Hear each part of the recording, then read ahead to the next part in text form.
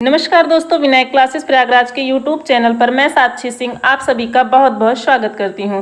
सभी को good morning, Radhe Radhe, जय श्री कृष्णा। तो कैसे हैं आप सभी? आशा करती हूं बहुत ही मस्त होंगे और अपनी तैयारी को भी कर रहे होंगे। हम लोग अपनी ईवीएस की प्रैक्टिस कर रहे थे, जिसमें से ये आज 8वीं क्लास है। इसके पहले का क्लास जो भी साथी नहीं देखे हैं वो प्लेलिस्ट में जाके जरूर देखें। तो चलिए दोस्तों, बिना देर किए हुए चलते अपने क्वेश्चन पे और स्टार्ट करते हैं आज का फर्स्ट क्वेश्चन। आज का क्वेश्चन है कि 1916 ईस्वी में मुंबई में भारतीय महिला विश्वविद्यालय की स्थापना किसने किया? तो आत्माराम पांडुरंग ने, महादेव गोविंद रानाडे ने, केशव चंद्र सेन ने, डी.के. कर्वे। इनका क्या पूरा नाम क्या है? डी.के. कर्वे का पूरा नाम है ढोंडो केशव कर्वे। क्या है? ढोंडो केशव कर्वे। और इनको जो है भारत रत्न पुरस्कार मिल चुका है। किसको? डी.के. कर्वे को। और कलकत्ता में तरुण स्त्री सभा की स्थापना जो है इन्हीं के द्वारा की गई थी। किसके द्वारा? डी.के. कर्वे के द्वारा। डी.के. कर्वे के द्वारा कलकत्ता में तरुण स्त्री सभा की स्थापना की गई। और भारत में जो है वो प्रथम महिला विश्वविद्यालय का नाम यदि पूछे तो भारत में प्रथम महिला विश्वविद्यालय रानी नाथीवती बाई दामोदर महिला विश्वविद्यालय है। ये कहाँ पे स्थित है? तो ये मुंबई महाराष्ट्र में स्थित है। तो यहाँ पे क्वेश्चन क्या पूछा है कि 1916 ईस्वी में मुंबई में भारतीय महिला विश्वविद्यालय की स्थापना किसने की? तो भारतीय महिला विश्वविद्यालय की स्थापना डी.के. कर्वे ने किया था।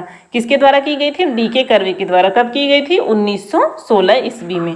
इसका राइट आंसर हो जाएगा ऑप्शन नंबर डी। चलिए नेक्स्ट पे आते हैं। अगला क्वेश्चन है कि नासिक में कुंभ मेला किस नदी के तट पर लगता है? शिप्रा नदी, ताप्ती नदी, नर्मदा नदी, गोदावरी नदी। तो यहाँ पे पूछा क्या है? नासिक में कुंभ मेला। और नासिक में कुंभ मेला जो है वो महाराष्ट्र राज्य में कहाँ पे लगता है? किस नदी के तट पर? नासिक कुंभ मेला ये किस राज्य में लगता है? महाराष्ट्र राज्य में। और किस नदी पर लगता है? तो गोदावरी नदी के तट पर। और इसका ऑप्शन हो जाएगा क्या? ऑप्शन नंबर डी इसका राइट आंसर हो जाएगा। नासिक कुंभ मेला गोदावरी नदी के तट पर लगता है। यही बात करते हैं उज्जैन कुंभ मेला की, तो वो मध्य प्रदेश में। कहाँ? मध्य प्रदेश में क्षिप्रा नदी पर लगता है। कहाँ पे? क्षिप्रा नदी पर। और हरिद्वार मेला तो ये उत्तराखंड में गंगा नदी के किनारे। कहाँ पे? गंगा नदी के किनारे लगता है। और विश्व का सबसे प्रसिद्ध कौन सा मेला? प्रयागराज जो है ये कुंभ मेला ये कहाँ लगता है? तो ये उत्तर प्रदेश राज्य के प्रयागराज में लगता है। और किस नदी के संगम पर? तो गंगा और यमुना के संगम पर लगता है। ये विश्व का सबसे बड़ा कुंभ मेला है। और यहीं पे बात करते हैं एक ददरी पशु मेला यदि पूछे तो ददरी पशु मेला वो बलिया में लगता है। कहाँ पे? बलिया में। और किस नदी के किनारे? तो वो गंगा नदी के किनारे लगता है। और कहाँ पे? भृगु बाबा मंदिर के पास लगता है। कौन सा मेला? ददरी पशु मेला। चलिए इसका आंसर हो जाएगा ऑप्शन नंबर डी। चलिए नेक्स्ट पे आते हैं। अगला क्वेश्चन है कि उत्तर प्रदेश राज्य विधान परिषद में कुल सदस्य संख्या कितनी है? क्या? उत्तर प्रदेश राज्य विधान परिषद में कुल सदस्यों की संख्या कितनी है? तो उत्तर प्रदेश राज्य विधान परिषद में कुल सदस्यों की संख्या तो 100 हो जाएगी। कितना? 100। ऑप्शन नंबर ए इसका राइट आंसर हो जाएगा। यहीं पे बात करते हैं विधान परिषद की, तो एक शब्द आता है कौन सा? विधान मंडल। क्या आता है? विधान मंडल। इसके जो है 3 भाग हैं। कितने भाग? 3 भाग। कौन कौन से? राज्यपाल, विधानसभा और विधान परिषद। क्या आता है यहाँ पे? विधानमंडल। इसके 3 भाग कौन कौन से? यहाँ पे हो जाएगा राज्यपाल, यहाँ पे हो जाएगा विधानसभा, यहाँ पे विधान परिषद। यहाँ पे क्वेश्चन क्या पूछा है? विधान परिषद में कुल सदस्यों की संख्या, तो ये हो जाएगा 100। और यहाँ पे हम बात करते हैं जो है विधान परिषद की, तो यह जो है एक अस्थाई सदन है। क्या है? यह एक अस्थाई सदन है, इसे भंग नहीं किया जा सकता। और यह उच्च सदन है जो कि केवल 6 राज्यों में मौजूद है। कितने? 6 राज्यों में। कौन कौन से? उत्तर प्रदेश, बिहार, महाराष्ट्र, कर्नाटक, तेलंगाना और आंध्र प्रदेश। कहाँ पे? उत्तर प्रदेश, बिहार, महाराष्ट्र, कर्नाटक और तेलंगाना। और यहीं पे बात करते हैं विधानसभा की, तो उत्तर प्रदेश विधानसभा में वर्तमान में कुल जो है 403 कितने? 403 निर्वाचित सदस्य हैं। यह भारत की सबसे बड़ी विधानसभा है। यहीं पे जैसे कि विधानमंडल के 3 भाग हैं, ऐसे एक आता है और संसद। क्या पूछता है? संसद के भी 3 भाग हैं। कितने? 3 भाग हैं। कौन कौन से? राष्ट्रपति। कौन से? राष्ट्रपति, लोकसभा, राज्यसभा। राष्ट्रपति का कार्यकाल कितना होता है? 5 वर्ष। राष्ट्रपति बनने के लिए उम्र कितनी है? तो 35 वर्ष। और लोकसभा, तो लोकसभा जो है वो निम्न सदन है। क्या है? निम्न सदन। और इसका कार्यकाल कितना होता है? 5 वर्ष होता है। और इस कार्यकाल, इसकी न्यूनतम आयु कितनी होनी चाहिए निर्वाचित होने के लिए? 25 वर्ष। कितनी होनी चाहिए? 25 वर्ष। और यहीं पर राज्यसभा की बात करते हैं तो राज्यसभा जो है ये उच्च सदन है, इसका कार्यकाल कितना होता है? तो 6 वर्ष होता है। और इसमें मेंबर की न्यूनतम आयु कितनी होनी चाहिए? तो 30 वर्ष होनी चाहिए। कितनी होनी चाहिए? 30 वर्ष होनी चाहिए। इसका आंसर हो जाएगा उत्तर प्रदेश में राज्य विधान परिषद में कुल सदस्यों की संख्या 100 है। चलिए नेक्स्ट पे आते हैं। अगला क्वेश्चन है कि जनगण मन की हिंदी संस्करण को संविधान सभा ने भारतीय के राष्ट्रगान के रूप में कब अपनाया? तो यहाँ पे 24 जनवरी 1950, 26 जनवरी 1950, 15 अगस्त 1947, 26 नवंबर 1949। तो 24 जनवरी 1950 को जो है जनगण मन को हिंदी संस्करण भारतीय सभा ने भारतीय राष्ट्रगान के रूप में अपनाया था। और जो है यहीं पे पूछे कि जो है जनगण मन ना, तो जनगण मन को जो है भारत के राष्ट्रगान के रूप में कब अपनाया गया? तो रविंद्रनाथ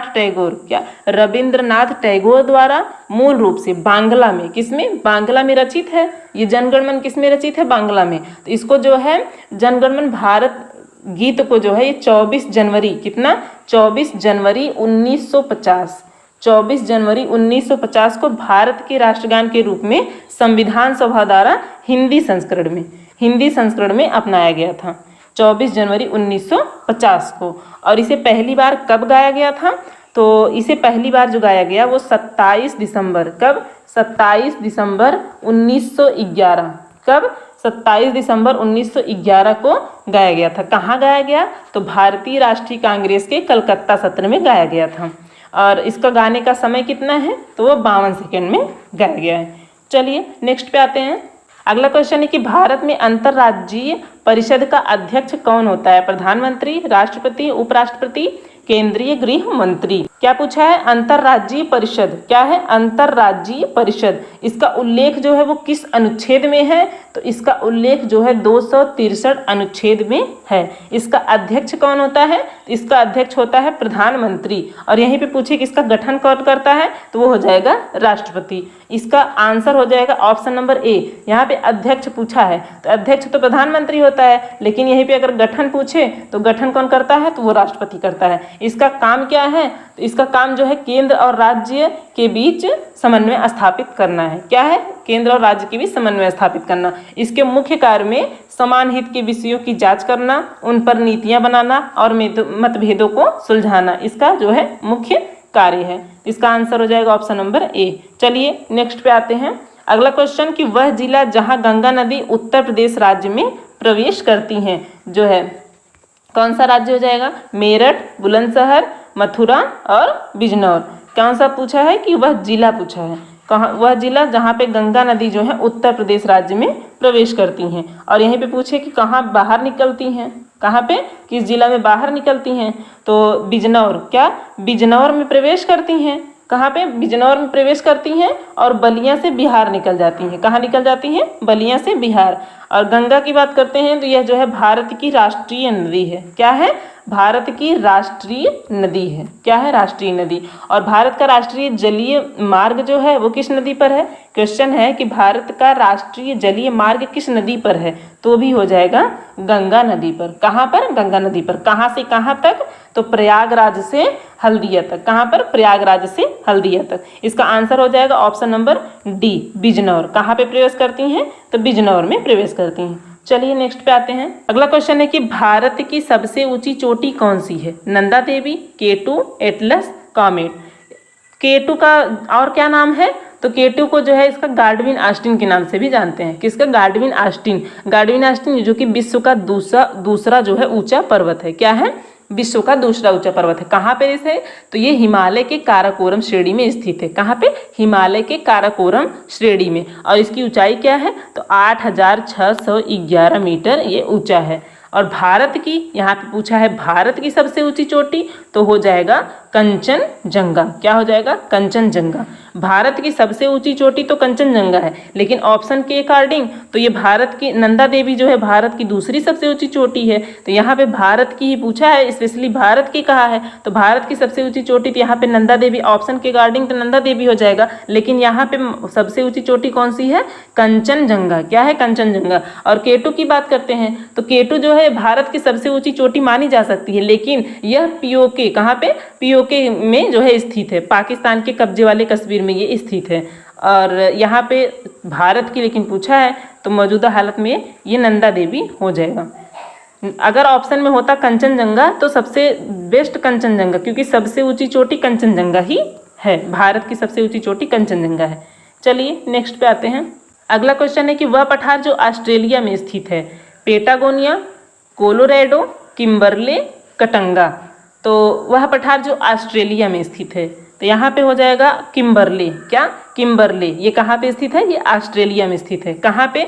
उत्तरी पश्चिमी ऑस्ट्रेलिया का पठारी क्षेत्र है ये किम्बरले। तो इसका ऑप्शन नंबर सी सही हो जाएगा। यह किसके लिए प्रसिद्ध है? तो किम्बरले जो है यह हीरे के खनन के लिए महत्वपूर्ण रूप से प्रसिद्ध है। किसके लिए? हीरे के खनन के लिए। चलिए नेक्स्ट पे आते हैं। अगला क्वेश्चन है कि निम्नलिखित में से किसे अपने कर्तव्यों के पालन के लिए भारत के राज्य क्षेत्र के सभी न्यायालयों में सुनवाई का अधिकार है? भारत का नियंत्रक महालेखा परीक्षक, लोकसभा का अध्यक्ष, भारत का महान्यायवादी और भारत का प्रधानमंत्री। तो भारत का महान्यायवादी जो है, इन्हें अपने कर्तव्यों के पालन के लिए भारत के राज्य के सभी न्यायालयों में सुनवाई का अधिकार प्राप्त है। किसको? भारत का महान्यायवादी। और इसका उल्लेख कहाँ पे है? किस अनुच्छेद में? तो इसका उल्लेख जो है वो अनुच्छेद 76 में है। कहाँ पे? 76 में है। यह देश का सर्वोच्च कानून अधिकारी होता है, जिसे राष्ट्रपति द्वारा नियुक्त किया जाता है। किसके द्वारा? राष्ट्रपति द्वारा। और यहीं पे क्वेश्चन बने कि भारत के पहले महान्यायवादी कौन थे? कौन थे? तो MC सीतलवाड़। कौन हो जाएंगे? MC सीतलवाड़। इसका ऑप्शन नंबर सी सही हो जाएगा। कौन सा? Option number C. चलिए नेक्स्ट पे आते हैं। अगला क्वेश्चन है कि निम्नलिखित नदियों में से कौन यमुना नदी की सहायक नदी नहीं है? यहाँ पे पूछा कि यमुना नदी की सहायक नदी नहीं है। चंबल, गंडक, बेतवा, केन। तो यमुना नदी तो यह गंगा की सबसे बड़ी सहायक नदी है। किसकी? गंगा की सबसे बड़ी सहायक नदी है। यह प्रयागराज से दाहिने से मिलती है। कहाँ पे? प्रयागराज में दाहिने से। और गंडक, ये गंडक जो है ये गंगा की सहायक नदी है। किसकी? गंडक की। तो यहाँ पे पूछा है कि यमुना की नहीं है, तो ये गंडक गंगा की है, इसलिए इसका आंसर बी हो जाएगा। तो गंडक नदी जो है ये यमुना की सहायक नदी नहीं है। चलिए नेक्स्ट पे आते हैं। अगला क्वेश्चन है कि 17वीं लोकसभा के अध्यक्ष का नाम क्या है? क्या? 17वीं लोकसभा के अध्यक्ष का नाम, चाहे 17वीं हो चाहे 18वीं हो, यदि पूछे कि 17वीं लोकसभा के अध्यक्ष या फिर 18वीं लोकसभा के अध्यक्ष वर्तमान में चल रही है, इसके भी अध्यक्ष कौन है? तो यहाँ पे पूछा है ओम बिरला। कौन हो जाएंगे? ओम बिरला। यहाँ पे इसका राइट आंसर हो जाएगा ऑप्शन नंबर डी। यहीं पे एक क्वेश्चन बनता है जो कि बहुत ज़्यादा गलत होता है। क्या? कि संसद के दोनों सदनों की संयुक्त अधिवेशन कौन बुलाता है और उसकी अध्यक्षता कौन करता है? तो संसद के दोनों सदनों की संयुक्त अधिवेशन बुलाता जो है वो राष्ट्रपति बुलाता है। कौन बुलाता है? राष्ट्रपति बुलाता है। और इसकी अध्यक्षता कौन करता है? तो इसकी अध्यक्षता जो है वो लोकसभा का अध्यक्ष करता है। कौन करता है? लोकसभा का अध्यक्ष करता है। तो इसका आंसर हो जाएगा ऑप्शन नंबर डी। चलिए नेक्स्ट पे आते हैं। अगला क्वेश्चन है कि भारतीय ध्वज संहिता कब से प्रभावित हुई? तो भारतीय ध्वज संहिता जो है 24 जनवरी 2001 से, 26 जनवरी 2002 से, 15 अगस्त 2001 से, 15 अगस्त 2002 से। तो भारतीय ध्वज संहिता जो है ये 26 जनवरी 2002 से प्रभावित हुई। कब से? 26 जनवरी 2002 से। राष्ट्र ध्वज का प्रारूप कब अपनाया गया? तो वो हो जाएगा 22 जुलाई 1947 से। कितना 22 जुलाई 1947 से। इसका डिजाइन किसने तैयार किया? इसकी डिजाइन जो है पिंगली वेंकैया ने तैयार किया। और संशोधन तो 1931 कब? 1931 के ध्वज में चरखे की जगह अशोक चक्र 24 तीलियों वाला लगाया गया। इसका संशोधन तो हुआ था। और पहचान क्या है? तो केसरिया, सफेद और हरे रंग की पट्टियों के साथ यह स्वतंत्र भारत का प्रतीक माना जाता है। और हर साल 22 जुलाई, क्या 22 जुलाई को जो है राष्ट्रीय ध्वज अंगीकरण दिवस के रूप में भी याद किया जाता है। चलिए नेक्स्ट पे आते हैं। अगला क्वेश्चन है कि पुरी की प्रसिद्ध रथ यात्रा संबंधित है। पुरी की प्रसिद्ध रथ यात्रा किससे संबंधित है? भगवान राम से, विष्णु से, भगवान शिव से, भगवान जगन्नाथ जी से। तो यहाँ पूछा है कि पुरी की प्रसिद्ध यात्रा, तो पुरी की रथ यात्रा का आयोजन कहाँ पर किया जाता है? तो उड़ीसा में। कहाँ पे? उड़ीसा में। उड़ीसा के पुरी में किया जाता है। और ये रथ यात्रा का आयोजन जो है वो किसके लिए? तो भगवान जगन्नाथ जी के सम्मान में रथ यात्रा का आयोजन किया जाता है। किसके लिए? भगवान जगन्नाथ जी के जो है सम्मान में। और इसमें कितने रथ निकाले जाते हैं? तो 3। किसके किसके? तो भगवान जो है बलराम जी के, श्री कृष्ण जी के, देवी सुभद्रा के। और यही इसका क्रम भी है कि ये पहले बलराम जी का, फिर श्री कृष्ण जी का, फिर देवी सुभद्रा का। और लौटते टाइम यही उल्टा हो जाएगा। पहले देवी सुभद्रा जी का हो जाएगा, फिर श्री कृष्ण जी का हो जाएगा, फिर जो है बलराम जी का हो जाएगा। और यहाँ पे बने क्वेश्चन कि भगवान जगन्नाथ जी के मंदिर को क्या कह के पुकारा जाता है? तो क्या कह के? व्हाइट पैगोंडा। क्या?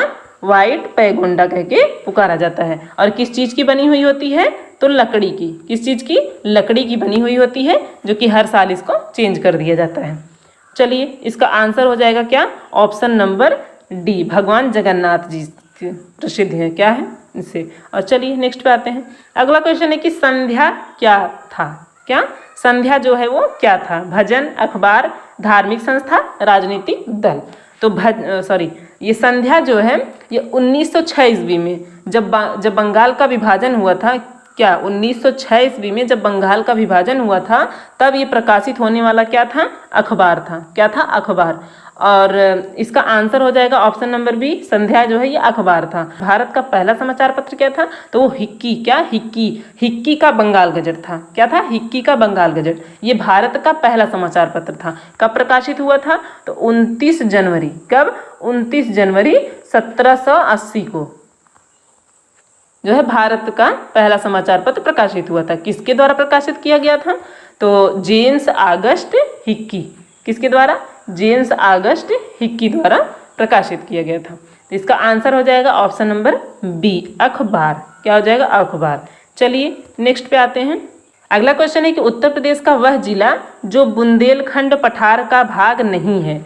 तो ये इसमें से कौन सा जिला है जो कि बुंदेलखंड पठार का भाग नहीं है? हमीरपुर, ललितपुर, मिर्जापुर, झांसी। तो बुंदेलखंड का पठार, इसका ये कुल कितने भाग में फैला हुआ है? तो ये कुल लगभग जो है 69,000। कितना? 69,000 से 70,747 वर्ग किलोमीटर में। कितना? 69,000 से 70,747 वर्ग किलोमीटर में फैला हुआ है। यह जो है उत्तर प्रदेश के 7 जिलों में फैला हुआ है। कितने में? 7 जिलों में।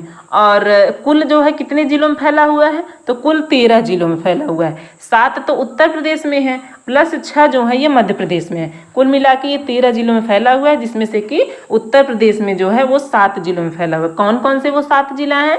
तो चित्रकूट, बांदा, झांसी, ललितपुर, जालौन, हमीरपुर, महोबा। ये 7 जिलों में जो है फैला हुआ है। इसमें से पूछा है कौन सा भाग नहीं है? तो कौन सा नहीं है? मिर्जापुर नहीं है। हमीरपुर, ललितपुर, झांसी और महोबा, जालौन, बांदा, चित्रकूट, इन सभी में फैला हुआ है। यहीं पे बात करते हैं मध्य प्रदेश में। तो मध्य प्रदेश में जो 6 जिलों में फैला हुआ है वो कौन कौन सा है? तो वो छतरपुर, टीकमगढ़, दमोह, सागर, दतिया, पन्ना, इन 6 जो है जिलों में मध्य प्रदेश के फैला हुआ है। इस पठार का औसत ऊंचाई जो है पूछे कि समुद्र तल से कितना है? तो वो 300 से 600 तक। कितना?